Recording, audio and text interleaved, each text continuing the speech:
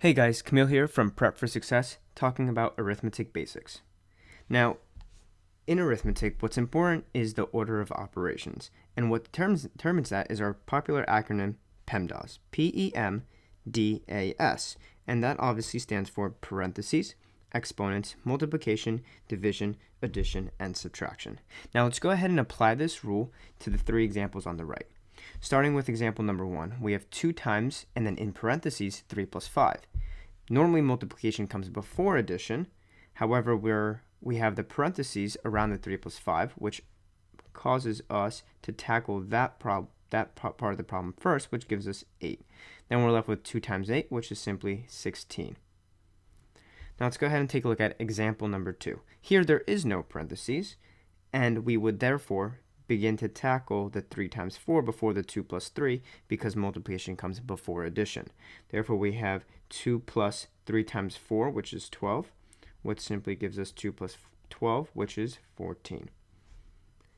And last but not least, example 3, we've got 5 minus 2 times 3 plus 5. Multiplication comes before addition and subtraction. Therefore, we would tackle the 2 times 3 first, which gives us 6, and then that leaves us with 5 minus 6 plus 5. Now we can just work from left to right as addition and subtraction behave in the same manner, and we have 5 minus 6 giving us negative 1 plus 5, which is then simply 4. Now if we did it the other way where we had 5 minus 6 plus 5, and we first tackled negative 6 plus 5, it would be the same exact thing as doing 5 minus 6, which gives us the negative 1, as addition and subtraction go in the same order when it comes to order of operations. That would just be 5. Negative 6 plus 5 would just be minus 1, and 5 minus 1 still gives us 4. Now that we know how PEMDAS works, let's go ahead and apply it to these next 5 problems. Starting with number 1, we have 31 minus 18 minus 11. However, the 18 minus 11 is parentheses, so we would start with that, which gives us simply 7. And then we have 31 minus 7, which is just 24 as our answer. Now, number 2 has 6 times 13, which we know is 78. And to quickly do that in your head, you can split the 13 into 10 and 3 and multiply 6 times 10, which is 60, and then 6 times 3, which is 18, then do 60 plus 18, which is a 78. Now, 16 times 3, same concept. We can split the 16 into 10 and 6, multiply 3 times 10, which is 30, 6 times 3, which is 18, add those two together, and we get 48. Therefore, the difference between 78 and 48 is just 30. Now, looking at number 3, we've got negative 10 minus 2 squared. 2 squared, not only is that an exponent, but it's also in parentheses, so we start with that, giving us negative 10 minus 4, which is simply negative 14. Next, we have number 4 and 5. Number 4 has negative 8 minus negative 3 squared, which is simply 9, because we square the negative 3. Negative 3 times negative 3 gives us 9. And then we do negative 8 minus 9, which is negative 17 as our answer. And looking at number 5, last but not least, we have 56 divided by 4 plus 5 times 2. So we start with the 5 times 2 because multiplication comes before addition, which gives us 10. 56 over 4 plus 10 is simply 56 over 14, which we know simplifies down into number 4. Now that we've completed some simple PEMDAS problems, let's go ahead and take a look at some arithmetic word problems and apply the same concepts. Here, Conrad has 8 more books than Jacob, so K equals J plus 8. Now, if Jacob gives 3 books to Catsper, and then Jacob buys 6 new books, so he gives 3 books away, but then buys 6 new ones. So 3 away, but 6 new books, then he's at a plus 3.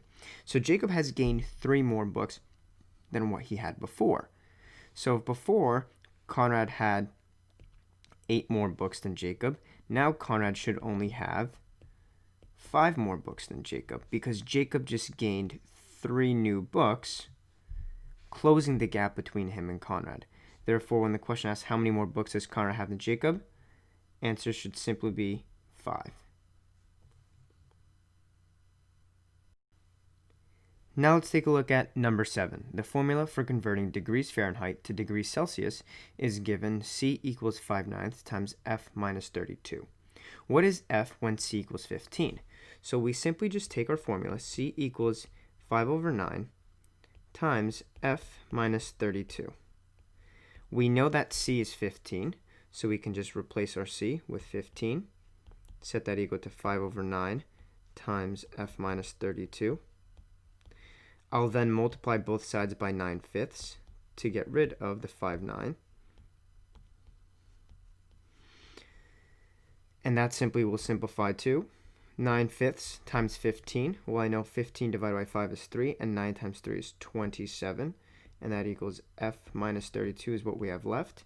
Add the 32 on both sides, and that will result with a Fahrenheit of 59 degrees.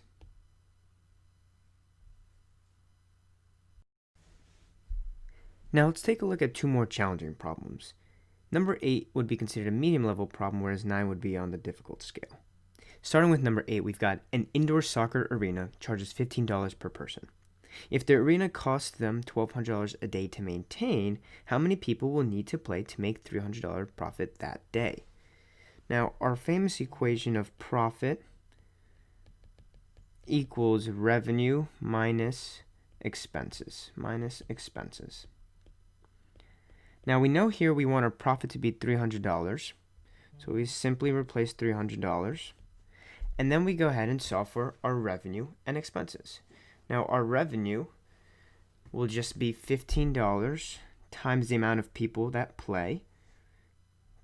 That's our income source, the $15 that each person pays to play, and P will be for the amount of people. And we subtract our expenses, which our expenses are $1,200 a day to maintain.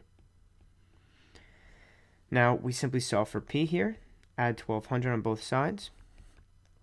That gives us 1,500 equals 15P divided by 15. And then we simply get that P equals 100. Therefore, what this tells me is that we need 100 people to play in order for the soccer arena to make a $300 profit that day. Now, let's take a look at number 9. Here we have a cab driver who makes $30 an hour, but spends $80 a day to rent his cab, along with other costs that total up to 50 cents per mile. If he works 4 8-hour days and 2 7-hour days and drives a total of 800 miles that week, what is his profit? Now, once again, the same equation applies of profit equals revenue minus our expenses. So we want to solve for the profit this time. So first we need to solve for the revenue and the expenses, and go ahead and replace that in here. So what would be his revenue? Well, what does he make? He makes $30 an hour. Well, how many hours does he work? It says that he works 4 8-hour days and 2 7-hour days. Therefore, that's a total of 4 8-hour days, and we add that to our 2 7-hour days, which 4 times 8, simply 32, and we add that to 2 times 7, which is 14, and that gives us an answer of 46 hours. So he works 46 hours, and if he makes $30 an hour, we can do simply 46 times the $30 an hour, and if we wanted to do the math quickly, we can just do 40 times 30, which is 1,200. We can take the 46, split it into 40 and 6. 40 times 30 is 1,200. 6 times 30 is 180. Add the two together, and that should just give us 1,380. Now that we know that 46 times 30 is 1,380, that's his total revenue for the week. So let's go ahead and back to our equation of profit equals our revenue, which is 1,380, minus his expenses. Now, what are his expenses? He spends $80 a day to rent the cab. How many days does he rent it for? We said there was 4 8-hour days and 2 7-hour days. So that's 6 days that he rents the cab for. So 6 times 80 would just be 480 was what he spends to rent it, so 480. And then we know we have one more expense, which is the 50 cents per mile. And because he drives 800 miles that week, we would just do 800 miles times the 50 cents, which gives us a cost of $400. So 480 plus the 400, that would be his total expense.